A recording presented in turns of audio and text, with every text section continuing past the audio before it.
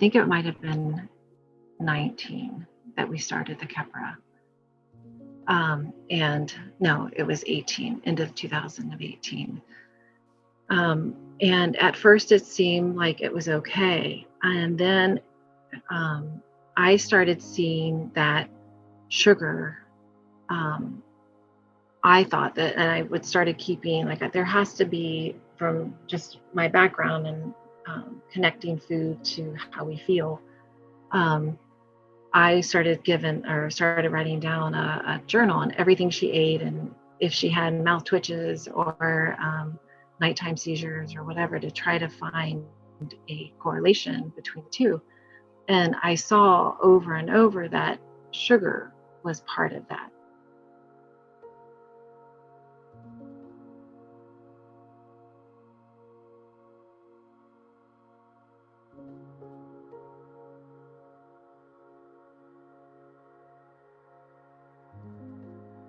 At first, she was actually sneaking sugar when we were trying to take it out of her diet.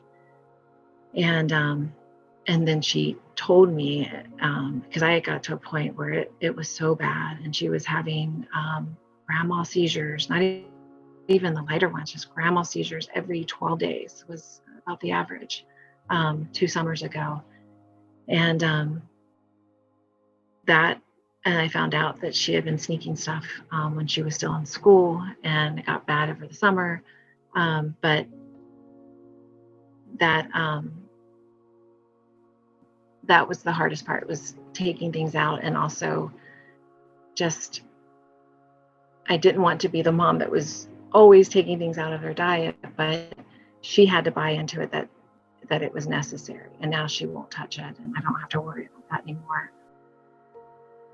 We let her have like a teaspoon of honey, like very minimal amount. And I used to let him have it for allergies.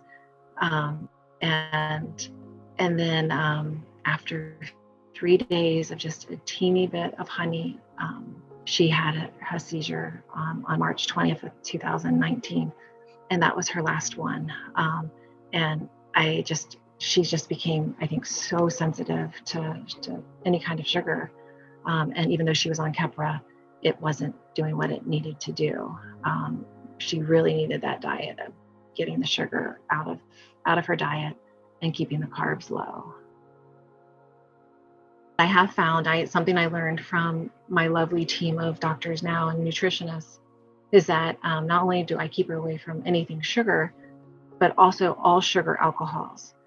My team taught me that sugar alcohols are also a trigger. So at first we were using like erythritol and maltitol.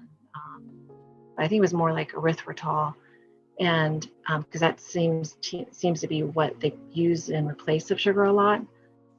And then I talked to the nutritionist, and she said that the doctors at Kaiser, and we go to Kaiser out of DC, Washington, DC, they have found that sugar alcohols are also a trigger. So we took that out of her diet, unfortunately. But we have found that straight stevia or monk fruit are safe for her. And that's what we use. And it's terribly expensive, but it enables me to make things for her. And there's a few items that we have found that we can buy that has the pure and nice ingredients that we look for. So many teachers give sugar as treats and for behavior or whatever. And I found out that was still being done, not by her main teachers, but by some of her resource teachers. And that just really upset me. And then there was also some undue stress from administration on testing, because America loves testing kids, unfortunately.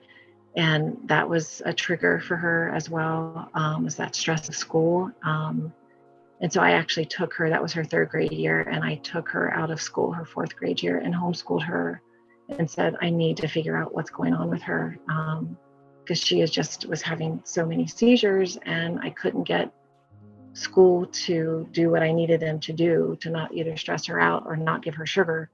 And here she is, a little kid, and that temptation at the time was just too much for her. She mostly has seizures at night. So she has the BECTS, and it's a childhood form of epilepsy. It was in question if she actually did have it, because they had gotten so severe at one point, where we did a nighttime EEG, and she was having seizure activity 76% of the time.